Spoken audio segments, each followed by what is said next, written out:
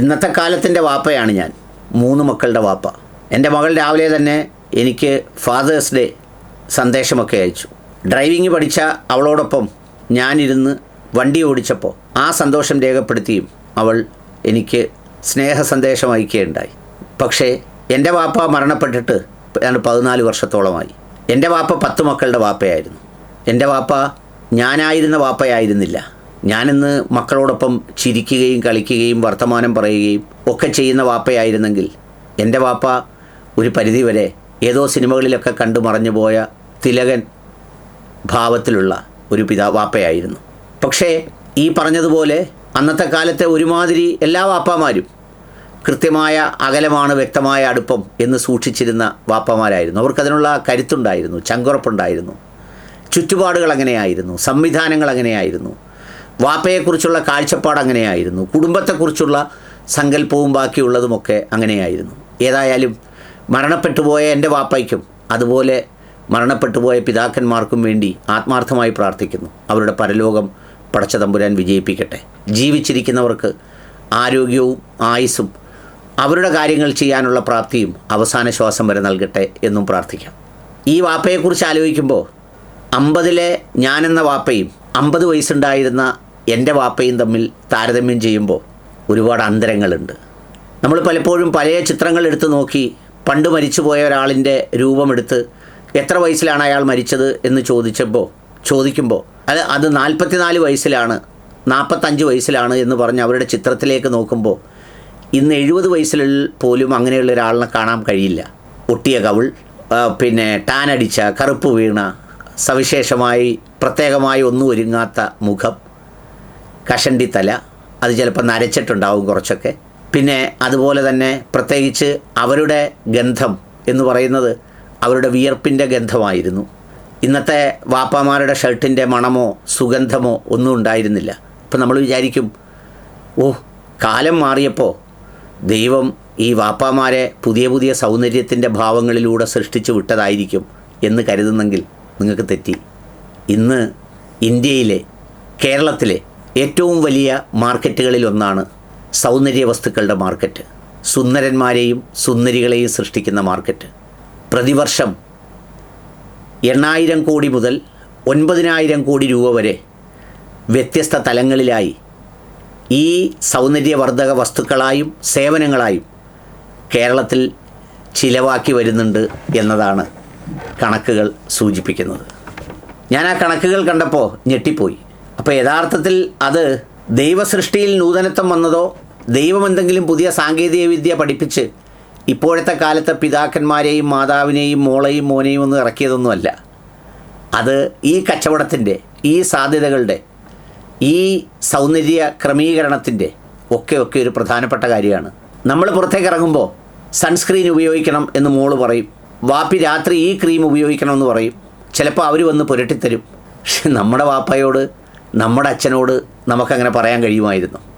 ഇന്ന് ഇത് നിയന്ത്രിക്കുന്നത് കോസ്മെറ്റിക്സ് ആൻഡ് സ്കിൻ കെയർ പ്രോഡക്റ്റിൻ്റെ വിപണി എന്ന് പറയുന്നത് പ്രതിവർഷം ഏതാണ്ട് 2,500 മുതൽ 3,500 കോടി രൂപ വരെയാണ്. അതിൽ സോപ്പ്, ഷാംപൂ, ഫേസ് വാഷ്, ലോഷനുകൾ, അതുകൂടാതെ പ്രീമിയം ഉൽപ്പന്നങ്ങൾ അടക്കമുള്ളവ അതുമായി ബന്ധപ്പെട്ട് വിപണിയിലുണ്ട്.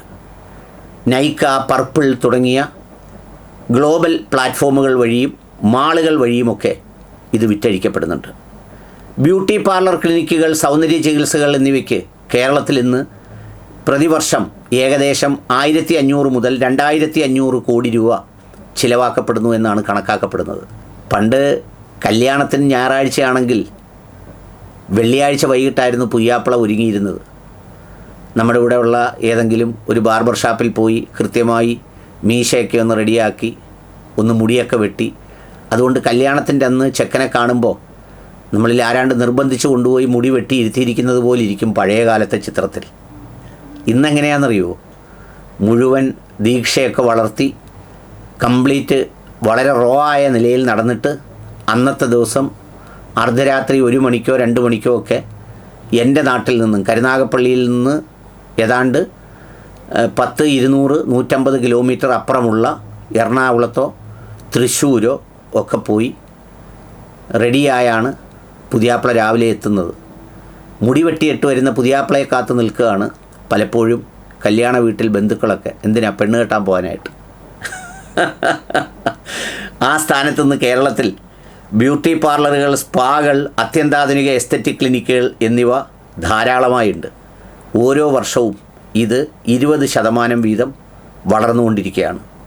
ഇതിൽ വിവിധ പേരുകളിൽ ആയുർവേദം അല്ലെങ്കിൽ ബാക്കിയുള്ള സ്വാധീനങ്ങൾ എന്നിവയുള്ള രീതിയിലൊക്കെ ഇത് വളർന്നു വരുന്നുണ്ട്. ഇതിൻ്റെ ഏറ്റവും പ്രധാനപ്പെട്ട കാരണങ്ങൾ എന്തൊക്കെയാണെന്നറിയാമോ? ഒന്ന്, കൂടുതൽ ഡിസ്പോസിബിൾ വരുമാനം, അതായത് അൺടൈഡ് ഫണ്ട് ഫാമിലിയിൽ കിട്ടുന്നത് കൊണ്ടാണ്, വ്യക്തികളിൽ കിട്ടുന്നതുകൊണ്ടാണ്. എന്ന് പറഞ്ഞാൽ കാശ് നന്നായി കിട്ടുന്നു. ആ കാശ് ഉപയോഗിച്ച് പണ്ട് എൻ്റെ ഒരു സുഹൃത്ത്, ഒരു മാഹിയിൽ അദ്ദേഹം പറഞ്ഞതുപോലെ, മാഹിക്കാരിൽ ഒരു പ്രദേശത്ത് മാത്രം ഞാൻ പറയുന്നില്ല, പലയിടങ്ങളിലും ഈ പറയുന്ന ഹസ്ബൻഡുമാർ വിദേശത്താണ്. എന്താണെന്ന് ചോദിച്ചാൽ അവർ ഈ ബാക്കിയുള്ള വീടിൻ്റെ സൗന്ദര്യാരാധന വസ്തുക്കളുടെ ക്രമീകരണം എല്ലാം കൂടി ഉണ്ടാക്കണമെങ്കിൽ പണ്ട് നമ്മൾ ആഹാരം കഴിക്കാൻ ഉപയോഗിച്ച കാശിൻ്റെ 4 ഇരട്ടിയെങ്കിലും വേണം അത് കൊണ്ടുപോകാൻ. ഓർക്കുന്നില്ലേ?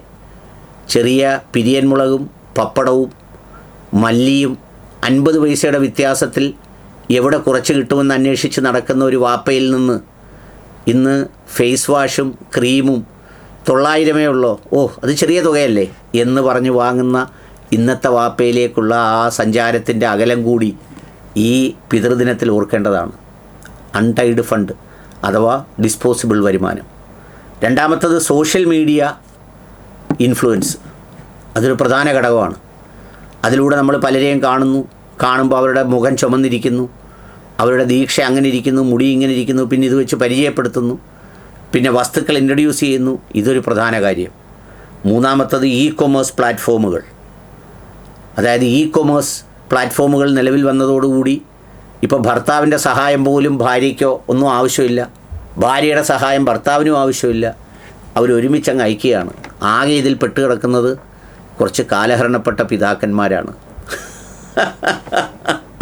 ഇപ്പം എനിക്കെന്തെങ്കിലും വേണമെങ്കിൽ എൻ്റെ മക്കൾ തീരുമാനിച്ചാണത് വരുത്തി തരുന്നത്. എനിക്കതിൽ നോക്കാനും കണ്ടുപിടിക്കാനും അയക്കാനും അറിഞ്ഞുകൂടാ. ഒട്ടുമിക്ക പിതാക്കന്മാർക്കും അറിയില്ലെന്നാണ് എൻ്റെ ഒരു ബോധ്യം. അതെല്ലാം കൈകാര്യം ചെയ്യുന്നത് ഭാര്യമാരും, അതായത് ഭാര്യയും മക്കളും ഒക്കെ അടങ്ങുന്ന ഒരു സംഘമാണ്. അപ്പോൾ കൊമേഴ്സ് പ്ലാറ്റ്ഫോം വന്നതോടുകൂടി അത് വാങ്ങാനായി ഇപ്പോൾ ലുലുവിൽ പോകണ്ട, തിരുവനന്തപുരത്ത് അല്ലെ ദുബായിൽ പോകണ്ട, ഇവിടെ ഇരുന്ന് നമ്മളിതിനകത്ത് കുണൂണാന്ന് അടിച്ച് നോക്കിയിട്ട് കുണൂണാന്നും പറഞ്ഞൊരൊറ്റ ഈ പറഞ്ഞതുപോലെ അങ്ങോട്ടൊരു മെസ്സേജ് അയച്ചാൽ പിറ്റേന്ന് ഒരാഴ്ചയ്ക്കകം ആൾ വന്ന് നമ്മുടെ വീടിൻ്റെ മുന്നിൽ നിൽക്കുന്നൊരു സ്ഥിതിയാണ്. അപ്പോൾ അതൊക്കെ ആയപ്പോഴത്തേക്ക് ഇത് നന്നായി വർദ്ധിച്ചു. ഇപ്പം ഞാനൊരു താരതമ്യ പഠനത്തിന് വേണ്ടി ഞാനൊന്ന് പരിശോധിച്ച് നോക്കി എന്തുകൊണ്ടായിരിക്കും കേരളത്തിൽ ഇത്രയും കൂടുതലെന്ന്. കേരളത്തിലെ ജനസംഖ്യയുടെ 70-75% ആളുകൾ ഈ സൗന്ദര്യാരാധന വസ്തുക്കളുടെ, സൗന്ദര്യവർദ്ധന വസ്തുക്കൾ ഏതെങ്കിലും തരത്തിലുള്ളത് ഉപയോഗിക്കുന്നവരാണത്രേ. ഉത്തർപ്രദേശിൽ ഇത് 15 മുതൽ 20% വരെയാണ്. ബീഹാറിൽ ഇത് 9 മുതൽ 11% വരെയാണ്. അതുകൊണ്ടാണ് മലയാളികൾ നല്ല സുന്ദരന്മാരായിരിക്കുന്നത്. ഇവിടുത്തേക്ക് ഓരോ പിള്ളേരെ ഞാൻ തമാശ പറയാറുണ്ടായിരുന്നു. ഇവിടുത്തേക്ക് ചെറുപ്പക്കാരെ നോക്കിയിട്ട് ഈ ബംഗാളി പിള്ളേർ വരുന്നവരെ നന്നായിട്ടൊന്ന് കുളിപ്പിച്ച് അവന്മാർക്ക് നല്ല നമ്മുടെ മക്കൾക്ക് കൊടുക്കുന്ന ഭക്ഷണമൊക്കെ കൊടുത്ത് നല്ല പാൻറ് ഉടുപ്പൊക്കെ ഇടിയിച്ച് മുടിയൊക്കെ കൃത്യമായിട്ട് വെട്ടി, ഇല്ല നാക്കിൻ്റെ അടിക്കിരിക്കുന്ന സാധനമൊക്കെ എടുത്ത് കളഞ്ഞാലുണ്ടല്ലോ ബോളിവുഡ് നടന്മാരെ കൂട്ടിരിക്കും. സൽമാൻ ഖാനെയും അമീർ ഖാനെയും പോലിരിക്കും. അപ്പോൾ അതുകൊണ്ട് നമ്മളിങ്ങനെ ചെറുപ്പമായിരുന്നതും നമ്മുടെ വാപ്പ 45 വയസ്സിലോ 50 വയസ്സിലോ വയസ്സായിപ്പോയതും ആ വാപ്പായുടെ കുറ്റവും നമ്മുടെ മിടുക്കുമല്ല, മറിച്ച് നമ്മളടിച്ചു കയറ്റുന്ന ഈ മരുന്നാണ് എന്നത് മറക്കാതിരിക്കുക.